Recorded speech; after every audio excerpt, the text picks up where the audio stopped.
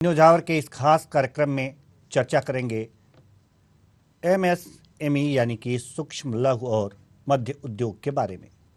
जैसा कि आपको पता है कि संसद में 1 फरवरी 2023 को केंद्रीय वित्त मंत्री निर्मला सीतारमण अगले वित्त वर्ष 2023-24 के लिए आम बजट पेश करने जा रही हैं।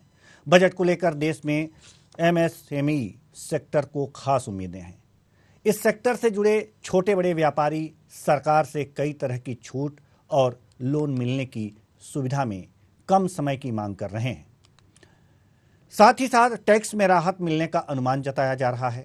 हम इस कार्यक्रम में आपको देश के एमएसएमई सेक्टर को बजट से क्या उम्मीदें हैं, इसकी पूरी जानकारी देने जा रहे हैं। तो आइए शुरू करते हैं, कैसा हो बजट।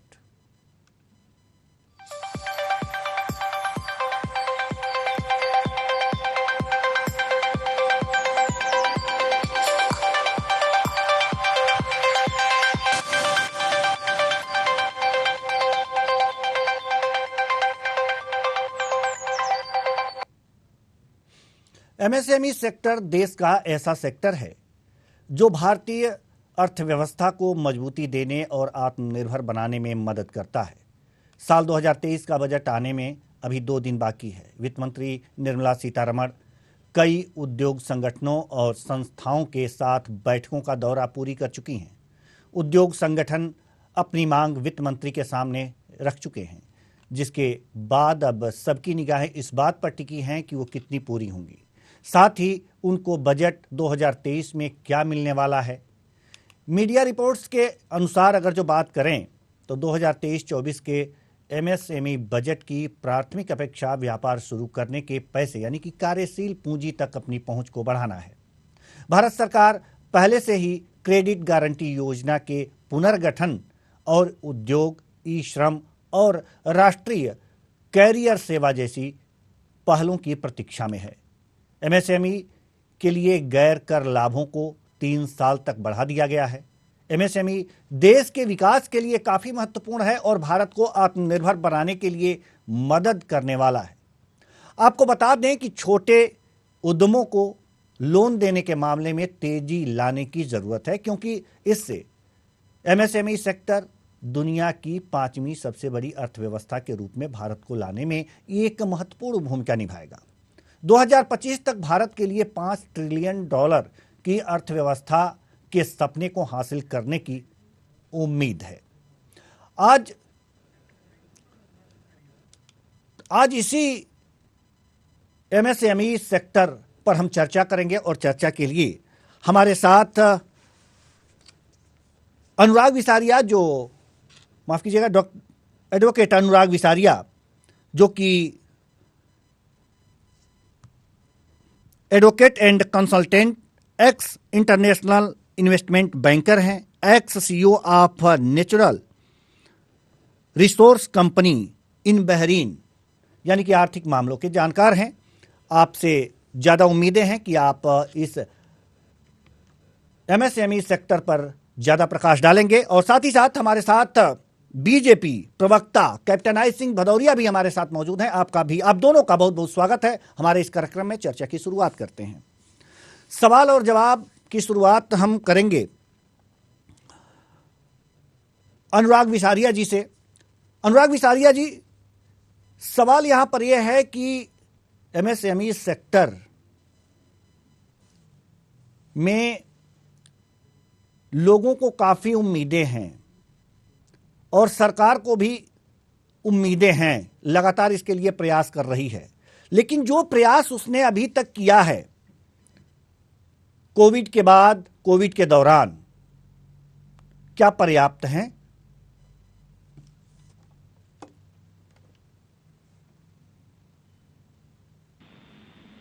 देखिए, एमएसएमई सेक्टर की जो भूमिका हमारे ओवरऑल इकोनॉमी में है, आउटपुट के टर्म्स में देखें, एम्प्लॉयमेंट के टर्म्स में देखें, कैपेसिटी जनरेशन के टर्म्स में देखें, तो काफी महत्वपूर्ण रही है और इसको सभी मानते आए हैं, ये निर्धारित रहा है।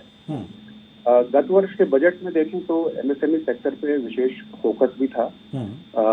एक एस्पेक्ट था कि जो कोविड का असर रहा था उसमें कैसे इनको जो वर्किंग कैपिटल है उसके सपोर्ट दिया जाए, साथ ही मार्केट एक्सेस में कैसे सपोर्ट किया जाए। तो एक एफर्ट पॉलिसी फ्रेमवर्क लेवल पे तो जरूर नजर आता है बजट की दिशा देखें, लेकिन ज्यादा इम्पोर्टेंट चीज ये रहती है कि क्रियान्वयन के स्तर पे चीजें कैसी हैं, और उसमें शॉर्ट टर्म मेजर्स रहते हैं, मीडियम टर्म मेजर्स रहते हैं और लॉन्ग टर्म उसके मेजर्स हैं जी।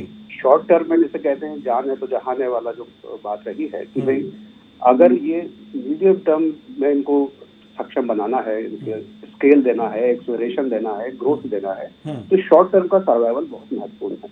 और जिसमें इनकी सबसे जो हम कहें कि अर्जेंट नीड है, जो सबसे ज्यादा चिंता या तकलीफों से झेलता है मीडियम और स्मॉल सेक्टर, वो रहता है इनका लेनदारियां या इनको वर्किंग कैपिटल पूंजी मिलती रहे, क्योंकि कॉस्ट ऑफ बोरोइंग तो बहुत ज्यादा है। आज भले ही हम बैंक में आम बोरोवर के रेट कम देखते हैं 8, 8.5-9%, लेकिन एमएसएमई सेक्टर को पैसा आज 15 से 20% के बीच में अगर बैंकिंग चैनल से लेना पड़ता है तो मिलता है। तो क्रेडिट गारंटी स्कीम भारत सरकार की आई थी जिसमें को लोन लेने में सुविधा हो, लेकिन वो फिर भी सेकंड मेजर रहता है। अगर बिजनेस में ही वर्किंग कैपिटल आती रहे और उसमें इनकी रिकवरी साइकिल फास्ट हो जाए तो ये बहुत महत्वपूर्ण रहता है एमएसएमई सेक्टर के लिए जी। हमारे साथ एक और मेहमान जुड़ चुके हैं, डॉक्टर एमपी सिंह, जो आर्थिक मामलों के जानकार हैं। बहुत बहुत स्वागत है आपका हमारे इस कार्यक्रम में। चर्चा की शुरुआत तो हो चुकी है, एडवोकेट अनुराग विसारिया जी ने कुछ प्रकाश डाला है। हम कैप्टन आय सिंह भदौरिया जी के पास थोड़ी देर बाद आएंगे, थोड़ा सा इंतजार कर लीजिए। डॉक्टर एमपी सिंह जी, हम आपके पास आ रहे हैं। एमएसएमई सेक्टर पर बातचीत चल रही है, चर्चाएं चल रही हैं, आर्थिक मामलों के जानकार हैं आप। सवाल आपसे हमारा यही है कि विनिर्माण जो क्षेत्र है उसमें एमएसएमई सेक्टर का जो अंश है वो 6.11% का है। सवाल इस जीडीपी में अगर जो इसके अंश को बढ़ाने की बात चल रही है, अगर इसके अंश को बढ़ाने की प्रक्रिया हो तो सरकार को और क्या क्या काम करने चाहिए, बजट में क्या क्या प्रावधान करने चाहिए? जी डॉक्टर साहब। मैं doctor MP Singh ji, economist. जी सर। ये जो सेक्टर है स्मॉल सेक्टर है, इस स्मॉल सेक्टर में जो सबसे बड़ी समस्या है, क्योंकि मेरा रिसर्च भी इसी पर हुआ है जी,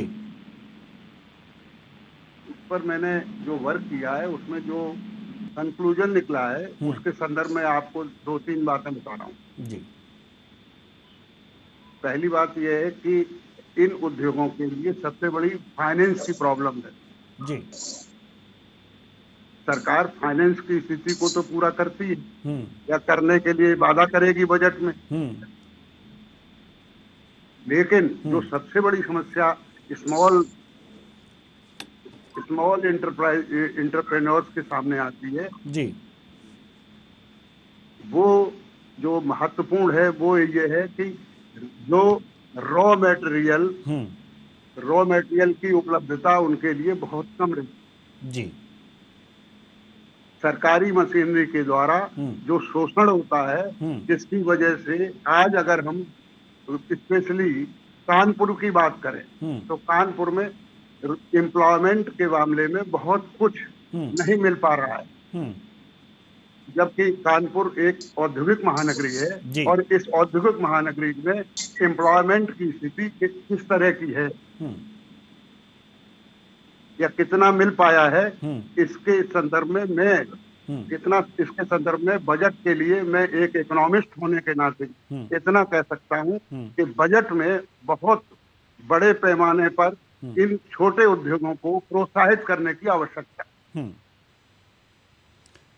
और यहाँ तक कि जो फाइनेंस है उसके लिए जो सिंपलिसिटी हो सकती है वो उनके लिए किए जाए, रेट ऑफ इंटरेस्ट उनका कम किया जाए और उनको प्रोत्साहित करने के लिए अनेक प्रकार की सुविधाएं दी जाए। जी हम आपको रोकना चाहेंगे क्योंकि अगर जो सरकार ने योजनाएं चला मिल रखी हैं, हम उसके बारे में भी थोड़ा सा आपसे चर्चा कर लें कि जो योजनाएं सरकार ने चला रखी हैं, प्रधानमंत्री रोजगार सृजन कार्यक्रम, क्रेडिट गारंटी ट्रस्ट फंड और कैपिटल सब्सिडी योजना, स्फूर्ति एवं सूक्ष्म एवं लघु क्लस्टर विकास योजना, ये जो योजनाएं चला रखी हैं क्या इतना पर्याप्त नहीं है सूक्ष्म लघु और मध्यम? नहीं, देखिए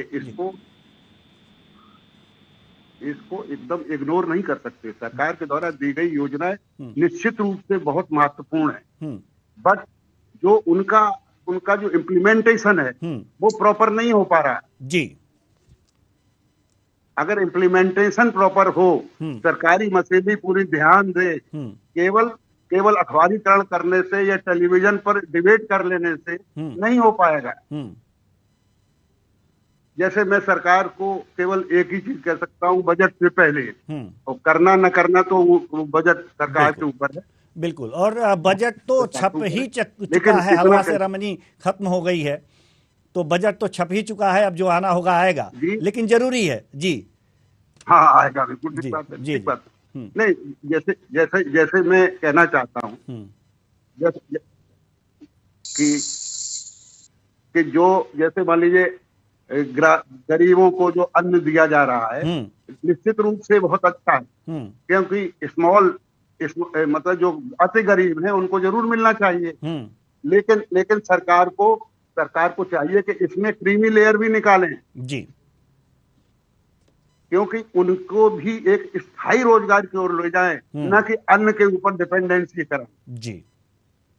और इसको प्रतिवर्ष मूल्यांकन करें, इवेल्युएट करें, और इवेल्युएट करके अगर सभी लोगों को, अगर 80 करोड़ लोगों को इसी तरह मिलता रहेगा तो वो बेकार हो जाएंगे। बिल्कुल, इसलिए उनके लिए प्रतिवर्ष ये देखा जाए कि उसका क्रीमी लेयर में जो लोग आ रहे हैं उनको स्थायी रोजगार में लेकर के उनको कम किया जाए, धीरे धीरे तो धीरे धीरे आकर के ऐसा लगेगा कि तो ये तो तभी होगा ना कि जब छोटे और सूक्ष्म लघु उद्योग जो हैं वो ज्यादातर खुलेंगे, तो इसमें लोग अपना रोजगार ढूंढेंगे। बाकी नौकरी सेक्टर तो लगातार नौकरियों के लिए युवा अपना सारा ऊर्जा व्यय करते हैं। अगर इस तरफ ऊर्जा व्यय करें और इस तरफ सरकार ध्यान दे तो ये जो आप कह रहे हैं मुमकिन हो सकता है। नहीं सर, बिल्कुल हो सकता है, सरकार को इसकी तरफ ध्यान देना ही होगा। ठीक है, हम कैप्टन आई सिंह भदौरिया जी के पास जाना चाहेंगे, बीजेपी प्रवक्ता है। ठीक है, हम आपके पास आ रहे हैं sir. Captain I Singh Bhadauria ji जो बीजेपी प्रवक्ता है हमारे साथ हैं, सरकार उनकी है, केंद्र में उनकी है, केंद्र की बजट आने वाला है। कैप्टन आई सिंह भदौरिया जी, सवाल आपसे है कि जैसा कि अभी हमारे एमपी सिंह जी ने कहा, डॉक्टर एमपी सिंह जी ने, कि जो योजनाएं हैं बहुत शानदार हैं, इम्प्लीमेंटेशन इसका सही नहीं हो पा रहा है, जिम्मेदारी किसकी है? तो सरकार की है। निश्चित तौर पर कुशवाहा जी, जो एमपी सिंह जी कह रहे हैं वो अपनी जगह बिल्कुल ठीक है। मैं उनको कहीं ये नहीं कहूंगा कि वो गलत कह रहे, क्योंकि उनका अपना विश्लेषण है, कहीं ना कहीं उन्होंने इस चीजों को देखा होगा, तो बिल्कुल सही है। मगर मैं इतना जरूर कहना चाहूंगा कि माननीय प्रधानमंत्री नरेंद्र मोदी जी जब से सत्ता में आए हैं उन्होंने विशेष करके उद्योग के ऊपर ध्यान दिया है, और जो लघु उद्योग है इनके ऊपर तो विशेष ही दिया है। इनके लिए फंड भी अलग से बनाया है, अलग फंड कोर्स इनके लिए बजट बना के दिया गया है कि ये लघु उद्योग के लिए है, और उनको बाखूबी वहां तक पहुंच रहा है। और उनको अगर कहीं से कहीं लॉस होता है, कहीं नुकसान होता है कि उनके प्रोजेक्ट ठीक से मार्केट में उतर नहीं पा रहे, पहुंचा नहीं पा रहे, उसकी मार्केटिंग नहीं कर पा रहे, तो सरकार ने उसका भी बंदोबस्त किया है। इनके जगह जगह इनके लिए जो है ना एक मार्केट बनाए गए कि आप रॉ मटेरियल कहाँ से उठाएंगे, और आपका बना हुआ माल आपसे जहां रॉ मटेरियल रहे वो कोशिश करो कि वही आपसे वापस ले सके। तो सरकार ने व्यवस्था बहुत बनाई है, और सरकार लघु उद्योग के ऊपर विशेष ध्यान दे रही है। बीजेपी सरकार ने कभी लघु उद्योग को अकेला नहीं छोड़ा है, क्योंकि जब लघु उद्योग हमारे जगह जगह फलेंगे फूलेंगे तो इससे जीडीपी बढ़ेगी और सबसे बड़ी बात है कि क्षेत्रीय लोगों को इससे रोजगार मिलेगा। तो ये बहुत जरूरी है। इनको जो है ना बढ़ावा देना सरकार की बहुत मंशा ही नहीं, सरकार की यह बहुत इच्छा शक्ति है कि ये आगे बढ़े। अब यहाँ थोड़ा ये देवेंद्र जी क्या है कि कहीं ना कहीं लघु उद्योग जो लगाते हैं वो अपनी कोई कारगुजारी में कहीं कमजोरी रहती उनकी, तो वो उनको सुधारना चाहिए और सरकार से आप संपर्क में रहे। आप खाली नौकरशाह है उन्हीं से न जुड़े रहे, क्योंकि हो सकता है नौकरशाह आपको जो आप मदद चाह रहे साथ न मिल पा रही हो, तो आप आपके क्षेत्रीय जो तो मंत्री सांसद है उनसे प्रबंध कर रखे हैं कि इससे लोग जो हैं लघु उद्योग के जो मालिक हैं, जो वो उद्योगपति हैं, वो सिर्फ नौकरशाहों से संपर्क ना करें और डायरेक्ट सरकार से भी संपर्क कर सकते हैं, ऐसा कोई उपाय कर रखी है सरकार ने? बिल्कुल देवेंद्र जी, सरकार ने इसके लिए श्रम मंत्रालय इसलिए बनाया है कि आप वहां से जो जुड़ सकते हैं, आप संपर्क कर सकते हो, उद्योग मंत्री से मिल सकते हैं। आप कभी भी आप समय निकाले उद्योग मंत्री के पास जाएं और आपकी समस्याएं भी उनको रखिए, बिल्कुल उन पर सुनवाई होगी, उनका निराकरण किया जाएगा। तो बिल्कुल सोचने की जरूरत नहीं है कि इसमें कहीं परेशानी है, क्योंकि यह सरकार ऐसी है कि सोचती है कि हमारे देश में उद्योग बढ़े, उद्योग ज्यादा से ज्यादा लगे तो क्षेत्र का भी विकास होगा, जनता को रोजगार भी मिलेगा और सरकार की जीडीपी भी बढ़ेगी। और जब सरकार की जीडीपी बढ़ेगी तो देश उन्नत करेगा। तो इसीलिए शुरू से सोच सरकार की है। और इनके लिए जैसे अभी एमपी सिंह जी ने एक बात और कही थी कि इनको फंड की जरूरत है, बहुत अच्छी बात है, क्योंकि बिगड़ फंड के कोई उद्योग चल नहीं सकते हैं।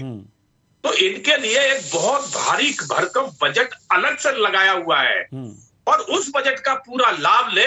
अगर जानकारी नहीं है तो आप गूगल पे भी सर्च मार सकते हैं कि आपको इसका लाभ कैसे ले सकते हैं, और नहीं है तो हमने तरीका बताया कि हमारे उद्योग मंत्री से संपर्क करें, उनकी वेबसाइट पे जाएं।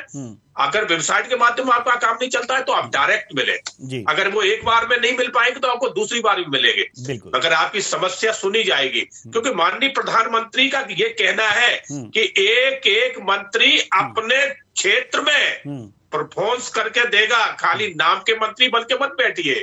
आपने देखिए कि आप पिछले जब हमारा जो बदलाव हुआ था मंत्रियों का, तो बहुत अच्छे अच्छे मंत्री माने हुए भारतीय जनता पार्टी के बहुत पुराने उनको भी कहा था कि आप बैठिए, दूसरों को मौका दीजिए जो अच्छा कुछ और कर सके। ठीक है, एमपी सिंह जी कुछ कहना चाह रहे हैं। पार्टी यहाँ नाम के मंत्री नहीं बनाए जाते, उनसे काम लिया जाता है कि काम करके दीजिए जनता को। ठीक है सर, ठीक है। डॉक्टर एमपी सिंह जी कुछ कहना चाह रहे हैं। मैं आपसे केवल देखिए, सरकार का जो मंशा है बिल्कुल शुद्ध और अच्छी है, नो डाउट।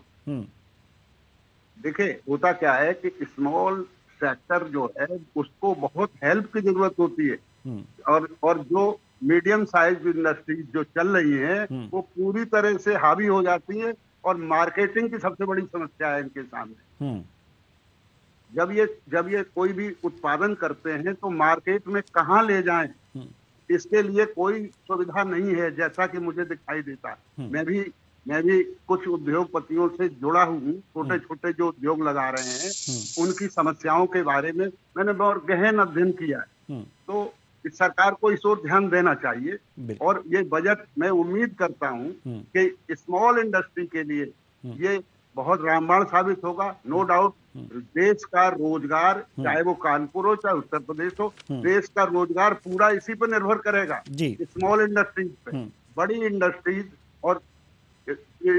इंडस्ट्रीज तो केवल एक तरह से ये कह सकते हैं कि अब धीरे धीरे हमारा जो ध्यान केंद्रित हो रहा है भारत सरकार का से लेकर के स्मॉल इंडस्ट्रीज पर, ये बहुत अच्छी बात है। ये गांधी जी की जो सोच थी उसकी तरफ जा रहे हैं।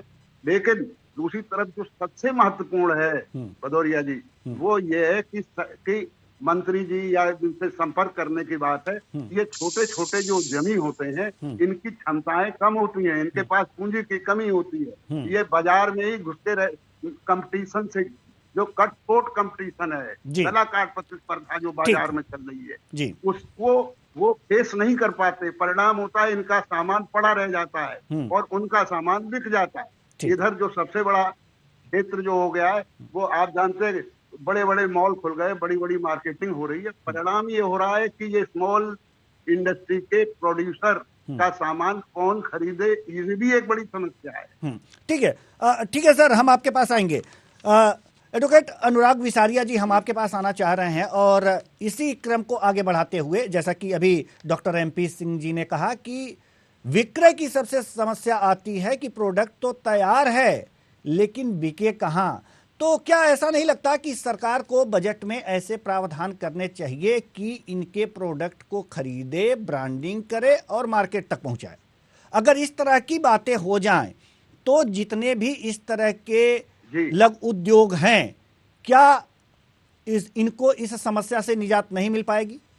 जी अनुराग जी, इसमें थोड़ा सा आंकड़ों के मद्देनजर इसको देखना होगा जी।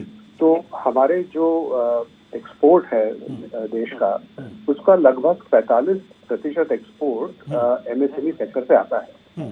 तो अब अगर वैश्विक बाजार में मंदी की संभावनाएं व्यक्त की जा रही हैं और काफी देशों में देखने को मिल भी रहा है, तो उसका जो इम्पैक्ट MSME सेक्टर पर पड़ने वाला है उसको भी ध्यान में रख के चलना है कि अगर इंटरनेशनल ट्रेड की संभावनाएं थोड़ी कमजोर पड़ती हैं तो, और जिसका कि मैंने बताया 45% लगभग MSME सेक्टर से आता है, तो उनकी डिमांड पे फर्क पड़ेगा। दूसरा जो है, हमारा इंटरनल स्ट्रक्चर ऑफ MSME क्या है वो देखना होगा। तो लगभग 1/3 API जो है इनका डिस्ट्रीब्यूशन है कि मैन्युफैक्चरिंग में, सर्विसेज में और ट्रेड में। तो आई थिंक अगर हम मार्केटिंग सपोर्ट की बात करते हैं तो मैन्युफैक्चरिंग के परिप्रेक्ष्य में सिंह साहब इसको बोल रहे हैं, तो एक वो एस्पेक्ट है। ट्रेड सेक्टर है, उसकी आवश्यकता अलग है। जो सर्विस सेक्टर में MSME है, उनकी आवश्यकताएं अलग है। हाँ, लेकिन प्रोडक्ट को अगर मार्केट तक पहुंचाना है तो उसको हमें अलग रूप में देखना पड़ेगा। वो प्रोडक्ट क्या है, भले उनका स्केल अलग हो, लेकिन प्रोडक्ट जरूरी नहीं है कि एंड यूजर बेस्ड प्रोडक्ट हैं या वो इंडस्ट्री को या कॉर्पोरेट को सप्लाई हो रहे हैं। अब जहां तक उनको मार्केट एक्सेस की बात है, इसमें फिर हमें दो तरह से देखना पड़ेगा कि मार्केट एक्सेस उनको मुहैया कराना है कि जो सरल हो, सुलभ हो और उस एक्सेस के बाद उनको पेमेंट्स भी मिल जाएं, या हम ये चाहें कि सरकार ही खरीदे और फिर रिडिस्ट्रीब्यूट करे। तो सरकार का खरीदना कोई बहुत अभी सफल नहीं रहा है, काफी दशकों से अनुभव रहा है, क्योंकि फिर प्राइसिंग का इशू आता है, क्वालिटी कंट्रोल है, किस हर तरह की चीज खरीदी जा सकती है, नहीं खरीदी जा सकती है। हालांकि सरकार ने भी उसको ट्रांसपेरेंट बनाया है, जेम पोर्टल है जो मतलब एक बहुत ई मार्केट प्लेस से कहें। लेकिन अभी जो एक ONDC प्लेटफॉर्म की जिसमें बात चल रही है, जो कि एक इंडियन इक्विवेलेंट ऑफ आप कहें कि अमेजन या इस तरह के बड़े प्लेटफॉर्म की एक्सेस मिलती थी, वो एक बहुत इसमें असरकार प्रयास साबित हो सकता है कि जिनको मार्केट एक्सेस नहीं मिल रही, क्योंकि ये बात एकदम सही है कि एक उनको स्केल तो देना ही पड़ेगा। अगर ये सूक्ष्म MSME सेक्टर जो है ऑपरेशन के तरह स्मॉल बना रहा है तो अलग है, लेकिन उनकी महत्वाकांक्षा छोटी नहीं होनी चाहिए और वो उनको ग्लोबल मार्केट प्लेस ना मिले, कम से कम नेशनल मार्केट फर्स्ट इंस्टेंस तो मिले, तो उसके लिए ये प्लेटफॉर्म बहुत असरदार साबित हो सकते हैं। जी, एक सवाल और आपसे हम लगे हाथ पूछना चाह रहे हैं कि जो भी MSME सेक्टर के जो उद्योग लगाए गए हैं, अगर जो शहरी और ग्रामीण क्षेत्रों की बात करें तो शहरी जो ग्रामीण क्षेत्र में हैं वो 45% उद्योग लगाए गए हैं और 55% उद्योग शहरी क्षेत्रों में लगाए गए हैं। 60%, जबकि देश की 60% जनसंख्या गांव में निवास करती है। और अगर जो ये जो 45 और 55 के आंकड़े हैं, क्या सरकार ऐसा नहीं कर सकती कि ज्यादा से ज्यादा सूक्ष्म उद्योग ये गांव में लगाया जाए और जो कृषि प्रोडक्ट है उसको देखते हुए ऐसे छोटे उद्योग वहां पर स्थापित किए जाएं, जिससे कि वहां के जो युवा हैं, जो बेरोजगार हैं, उनमें लगे और जो उनकी जो एक मौसमी बेरोजगारी होती है उससे भी उनको निजात मिल जाए और कहीं आने जाने की परेशानी भी ना हो कि हाँ हमें यहाँ बेरोजगार बैठे हैं तो कहीं दूसरे शहर में जाकर के अपनी रोजगार की तलाश करें। तो इससे सारी समस्याएं हल हो जाती हैं। तो क्या बजट में इस तरह के प्रावधान नहीं करने चाहिए कि जो सूक्ष्म उद्योग या लघु उद्योग लगाए जा रहे हैं उस क्षेत्र को देखते हुए और कृषि प्रोडक्ट को देखते हुए लगाए जाएं? जी जी हाँ, बिल्कुल ऐसा होना चाहिए। और इसमें इस तरह का आपको याद होगा जी, आ रहे हैं, आपके पास भी आ रहे हैं सर। पहले अनुराग सिंह जी इस पे अपनी राय दे लें, उसके बाद आपके पास आ रहे हैं। ठीक है जी जी सर। मतलब अंतरिम जो क्षेत्र है वहां तक भी ये सूक्ष्म उद्योग पहुंचे और उसके कई फायदे, जैसे आपने गिना है कि भाई रिसोर्स भी वहीं पे अवेलेबल है और मैन पावर भी वहीं है, एम्प्लॉयमेंट भी क्रिएट होगा और जो कृषि उपज है उसमें वैल्यू एडिशन भी होगा। मतलब कृषि उपज डायरेक्टली ही क्यों बाजारों में पहुंचे, क्यों ना इसका लोकल ही प्रोसेसिंग हो और जिससे कि वो वैल्यू एडिशन का फायदा भी वहाँ पे लोगों को मिले। और जो एक अर्बन माइग्रेशन की बात चलती है उसका भी एड्रेस हो पाएगा। तो इसमें आप देखेंगे कि 90 के दशक के समय भी इस तरह के कुछ प्रयोग थे जिसमें कि इंसेंटिव्स की बात होती थी कि अगर आप बैकवर्ड सेक्टर में लगाएंगे तो टैक्स हॉलिडे मिलेगा, कैपिटल सब्सिडी मिलेगी, क्रेडिट सपोर्ट मिलेगा। तो उस अनुभव से जो भी हमें एक लेसन्स मिले हैं उनको ग्राह्य करते हुए हमें इस तरह की स्कीम को भी सोचना चाहिए कि कैसे इनको प्रोसेस करें। हालांकि एक बात मैं और इसमें कहना चाहूंगा, तो हम ये 45-55 ब्रेकअप की बात कर रहे हैं रूरल अर्बन के बीच में, तो ये डेटा बेस्ड है ऐसी एमएसएमई से जो अपने आप को रजिस्टर करा रही है।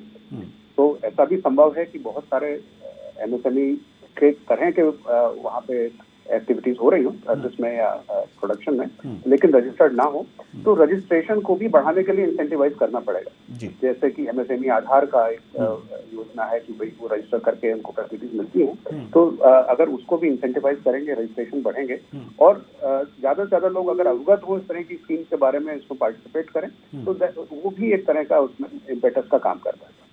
जी जी। डॉक्टर एमपी सिंह जी कुछ कहना चाह रहे थे। जी,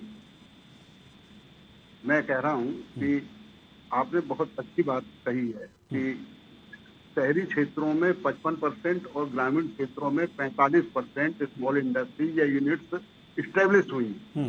मैं ये कहना चाहता हूं कि यहाँ पर जो ग्रामीण क्षेत्र हैं, विशेष तौर से जो कस्बे हैं, उनमें जो स्मॉल यूनिट्स लगाई जाए, उन्हें शहरी और उनको संरक्षण प्रदान किया जाए, प्रोटेक्शन दिया जाए।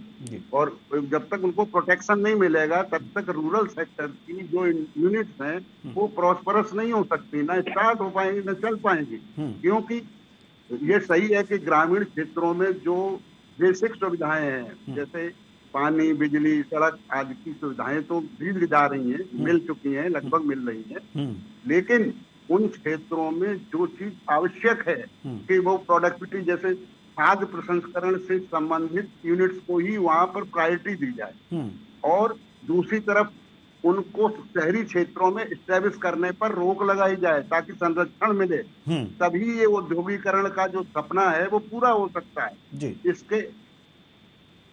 इसके अलावा जो सबसे महत्वपूर्ण चीज है कि जो फाइनेंस है, वो फाइनेंस की फैसिलिटी उनको rate of interest rural sector में यूनिट्स को न्यूनतम किया जाए। जी, ठीक है। कैप्टन आई सिंह भदौरिया जी, हम आपके पास आना चाह रहे हैं। जैसा कि अभी डॉक्टर एमपी सिंह जी और अनुराग जी ने अभी जो बातें कही हैं, सरकार को क्या बजट में ऐसे प्रावधान नहीं करने चाहिए, जैसे कि अभी डॉक्टर एमपी सिंह जी ने कहा है कि संरक्षण मिलना चाहिए, कि वो जो उद्योग लगें वो ग्रामीण क्षेत्रों में ही लगें, और इस तरह की योजनाएं सरकार आखिर क्यों नहीं बनाती? निश्चित तौर पे देवेंद्र जी, सरकार की भी सोच है कि इसीलिए सरकार ने दिया है नारा कि ग्रामीण भारत, और ग्रामीण में उद्योग ज्यादा से ज्यादा लगना चाहिए, क्योंकि जिस तरह से लोगों की प्लानिंग हो रही है, शहर की तरफ भाग रहे हैं, हमारे गांव दिन पे दिन खाली होते जा रहे हैं। तो ये सोच बहुत अच्छी है कि उद्योग ज्यादा से ज्यादा ग्रामीण में लगे, तो जो ग्रामीण से लोग शहर की तरफ भाग रहे उन्हें ना आना पड़े। अब रही बात यहाँ उनकी सुरक्षा की, उनकी सुविधाओं की, तो बिल्कुल सरकार हर चीज मुआयना कराएगी। जब उद्योग लगेंगे, अगर आप उद्योग लगाने वाले इच्छुक होंगे कि हमें ग्रामीण में लगाना है और सरकार से अपनी बात मांग रखेंगे, तो जरूर सरकार उनकी मांग पूरी करेगी। उनके लिए कहीं से कहीं सरकार पीछे नहीं रहेगी, क्योंकि ये तो बहुत अच्छा कदम है। सरकार तो चाहती है कि आप ग्रामीण की तरफ आप जाइए, तो जिससे जो ग्रामीण से लोग निकल के शहर की तरफ भाग रहे हैं उनका पलायन बंद हो जाए। ये बहुत अच्छी सोच है और सरकार आपके साथ बिल्कुल खड़ी हो जाएगी। करेंगे तो सरकार आपको इसमें जो लोन की व्यवस्था है वो भी करवाएगी, सुरक्षा की व्यवस्था है वो भी कराएगी। तो आज के समय में शायद मेरा ख्याल है कोई क्षेत्र होगा जहाँ नहीं होगा। हर जगह लाइट पानी की व्यवस्था बीजेपी सरकार ने हर जगह उपलब्ध कराई है, क्योंकि माननीय मोदी जी का कहना है अगर एक घर भी है तो टोटी से पानी उसे मिलना चाहिए। तो ये चीजें एक सवाल ये भी है ना सर, एक सवाल ये भी है, जैसा कि अभी MP सिंह जी ने कहा कि जो बिजली है उसकी व्यवस्था हो गई है, सड़क की व्यवस्था हो गई है, यानी कि परिवहन की व्यवस्था की, जो माल तैयार होगा उसको ले जाने के लिए, बाजार तक ले जाने के लिए सारी व्यवस्थाएं तो हो गई हैं। लेकिन जहां तक बिजली की बात है, गांव में इतनी बिजली नहीं मिल पाती, तो इसके लिए भी प्रबंध करना होगा। ये सारी चीज तैयारियां क्या नहीं, किस नीति के तहत, जैसा कि आप कह रहे हैं कि सरकार ये सोच रही है, हम भी ये मानते हैं कि सरकार सोच रही है। सोचने और करने में अंतर होता है सर, आप भी समझते हैं और हम भी समझते हैं। जी कैप्टन साहब, मैं आपको बताना जी हमारा सवाल पूरा हो जाने दीजिए सर। सवाल यहां पर यह है कि अगर सरकार ये सोच रही है तो जो योजनाएं चल रही हैं उन योजनाओं में वो कौन सी योजना है जिससे कि हम माने कि ये सरकार सोच रही है? जी हाँ देवेंद्र जी, आपने कहा कि लाइट पानी की व्यवस्था बिल्कुल ग्रामीण क्षेत्र में, आज नोएडा के जो सेक्टर है खास करके ग्रेटर नोएडा की तरफ, तो आज वहाँ 100 से अधिक कंपनियां छोटी पूरी लग चुकी है और वो काम कर रही है। तो वो उधर ज्यादा से ज्यादा ग्रामीण क्षेत्र हो जाता है और वहाँ लाइट पानी सरकार ने पूर्ण रूप से व्यवस्था करके दी है और सुरक्षा की व्यवस्था तो है ही और फैक्ट्रियां वो काम कर रही। आज विदेशों से छोटी छोटी फैक्ट्रियां, चाहे वो मोबाइल की हो या अन्य पार्ट्स बनाने वाली हो, वो भी ज्यादा से ज्यादा ये ग्रामीण में काम कर रही। इसी तरह से मैं आपको और बताना चाहूंगा कि आप मध्य प्रदेश में हैं, मैं तो दिल्ली में रहता हूँ, दिल्ली से हूँ। मध्य प्रदेश में आपने देखा होगा, की बात कर रहे हैं सर। हाँ मैं वही कह रहा हूँ, देश की बात कर रहा हूँ। आपने देखा होगा कि पीतमपुर से ज्यादा ग्रामीण क्षेत्र लगता है। ग्वालियर के पास एक माननपुर क्षेत्र है, वो भी पूरा ग्रामीण क्षेत्र है और वहाँ देखिए छोटे बड़े उद्योग बहुत अच्छे हैं और उनको सारी सुविधाएं वहाँ मिली हुई है और सरकार पूरा ख्याल रख रही है, चाहे वो मध्य प्रदेश सरकार के अंदर हो या केंद्र के अंदर हो, तो वहाँ हर चीज की फैसिलिटी है उन्हें। और दूसरा, उनका माल भी वहाँ से बरकरार जो है ना शहर तक पहुंच रहा है, अच्छी तरह से मार्केट में आराम से पहुंचा रहे। तो ऐसी बात नहीं है। अगर उद्योगपति उद्योग लगाने वाले मन बनाएंगे कि हमें ग्रामीण में उद्योग लगाना है, तो सरकार बिल्कुल आपके साथ खड़ी है और सरकार हर वो मदद आपकी करेगी जो आपको आवश्यकता है। जी, अगर हमें, अब मान लीजिए हम गांव में निवास करते हैं, बेरोजगार हैं, हमें उद्योग लगाना है, तो हमें क्या करना है? पहला चरण क्या करना होगा? बिल्कुल, अगर आपको ग्रामीण में उद्योग लगाना है तो आप हमारे उद्योग मंत्रालय से संपर्क करें।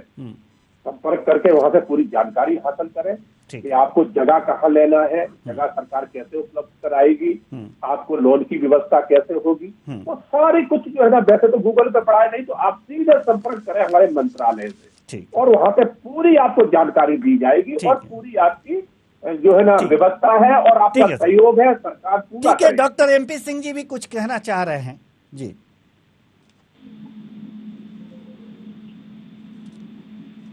लेकिन इसमें जो सबसे बड़ी समस्या है वो जो एंटरप्रेन्योर है वो पूरी तरह से इतना पढ़ा लिखा तो है नहीं। बिल्कुल। तो उसे पहले तो उसे योजना बनानी पड़ती, फिर वो फाइनेंस के लिए बैंकों के चक्कर काटता है। ऐसा नहीं है कि तत्काल पैसा मिल जाता है। और लैंड मिलने में कितनी समस्या है ये तो सभी जानते हैं। तो जो हालात हैं उसकी दृष्टिगत रखते हुए एक ऐसा एक केंद्र सरकार को व्यवस्था बनानी चाहिए जिससे कि ये स्मॉल यूनिट्स को चलाने वालों को सुविधाजनक हो सके। बिल्कुल, तभी ये लग पाएगा। जैसे ये सही है कि जैसे कानपुर का रनिया में चल रहे हैं स्मॉल यूनिट, है तो ये क्लस्टर टाइप बने हैं। ग्रामीण क्षेत्रों में विशेष तौर से गांव से पलायन क्यों हो रहा है? इसलिए हो रहा है कि यहाँ इंडस्ट्रियलाइजेशन हुआ ही नहीं। तो पता लगा कि सुविधाएं भी नहीं है और वहां से जो पढ़े लिखे लोग हैं वो गांव से छोड़ चले आए। ठीक है अनुराग विसारिया जी, हम शहरों में आ जाते हैं, जैसे हम ही लोग गांव से जी। ठीक है अनुराग विसारिया जी, हम आपके पास आना चाह रहे हैं। जैसा कि अभी कैप्टन साहब ने कहा कि सीधे मंत्रालय से संपर्क कीजिए, गूगल कीजिए, और भी तमाम इन्होंने उपाय बताए हैं। सर सवाल यहाँ पर यह है कि अगर जो आप गांव में जाएं, अगर इस समय गांव में जाएं तो सूक्ष्म लघु और मध्यम उद्योगों के बारे में अगर जो बात करें तो आज भी चौराहे पर बैठने वाले युवा जो बेरोजगार हैं उनको पूरी तरह जानकारी नहीं है इस बात की कि इसके बारे में क्या है। एमएसएमई की अगर जो बात कर दें तो भी उनको पता नहीं है कि ये क्या है। ऐसे में सूक्ष्म उद्योग लगाने की बात ही बेमानी साबित हो रही है गांव में। क्या बजट में ऐसे प्रावधान नहीं करने चाहिए कि गांव में युवाओं को इसके लिए सारी जानकारी उपलब्ध कराई जाए? क्या मंत्रालय और मंत्री से मिलकर ही ये काम हो सकते हैं? क्या ये जिम्मेदारी सरकार की नहीं हो सकती? क्या बजट में ऐसे प्रावधान नहीं होने चाहिए? जी नहीं, बिल्कुल देवेंद्र जी, इस तरह के बजट में ना केवल भी रहे। अब इसमें सोच ये बन जाती है। जी हम आपके पास आएंगे सर कैप्टन साहब हम पहले अनुराग विसारिया जी से ये सवाल किए हैं, उसके बाद हम आपके पास आते हैं। जी विसारिया जी। युवा के लिए ये चैलेंज है, बट अदरवाइज भी जो एमएसएमई में क्षेत्र में अभी एक्टिव हैं, जो सालों से उसको प्रैक्टिस कर रहे हैं, पॉलिसी की अवेयरनेस का तो एक इशू है ही, लेकिन उसके जो बेनिफिट्स हैं उसके इम्प्लीमेंटेशन में भी वो तरह तरह के चैलेंजेस महसूस करते हैं। सारी स्कीमें पता होना एक तो फर्स्ट बैरियर तो हम कहें वहीं आ जाता है कि आपके नॉलेज में है कि नहीं, और अगर आप जानते भी हैं तो उसको कैसे अवेल कर पाते हैं। तो इसमें आपने जैसा कहा कि डायरेक्टली किसी सेंट्रल मिनिस्ट्री से या सेंट्रल मिनिस्टर से कांटेक्ट करना उतना प्रैक्टिकल नहीं है किसी के लिए भी। मतलब लोग जरूर ट्विटर पे, सोशल मीडिया पे अपनी शिकायतें एक बार एक्सप्रेस कर देते हैं और काफी मामलों में देखने में आया है कि जो समस्याएं हल हो जाती हैं, संबंधित समस्याएं हल हो जाती हैं, बट ये कोई इंस्टीट्यूशनल फ्रेमवर्क नहीं है जिसके तहत आप अपनी प्रॉब्लम सॉल्व कर पाएंगे। तो अवेयरनेस के लिए जरूर तरह तरह के कार्यक्रम होते हैं, लेकिन एक अवेयरनेस बढ़ाने का तो एक एस्पेक्ट है। आई थिंक ये आप कहें कि डिस्ट्रिक्ट इंडस्ट्री सेंटर का प्रावधान है जिनके पास रहता है, लेकिन वो बड़ा एक ये कहें कि नौकरशाही ब्यूरोक्रेटिक तरह का प्रक्रिया रहती है। प्रैक्टिकल सजेशंस क्या हैं, क्या उसमें लोकल टेक्निकल यूनिवर्सिटीज उसमें कुछ उनको सपोर्ट कर सकती हैं आइडियाज जनरेट करने में, क्योंकि डॉक्टर सिंह साहब ने बात कही थी कि देखिए प्रोजेक्ट के लिए आप सबसे पहले मंत्रालय नहीं जाएंगे, पहले आप एक एस्टिमेट करेंगे कि मेरे लोकल रिसोर्सेज क्या हैं, ह्यूमन रिसोर्स क्या है या नेचुरल रिसोर्सेज क्या है, यहाँ डिमांड क्या है, इस तरह की भी आपको एक जानकारी अपने लेनी पड़ेगी।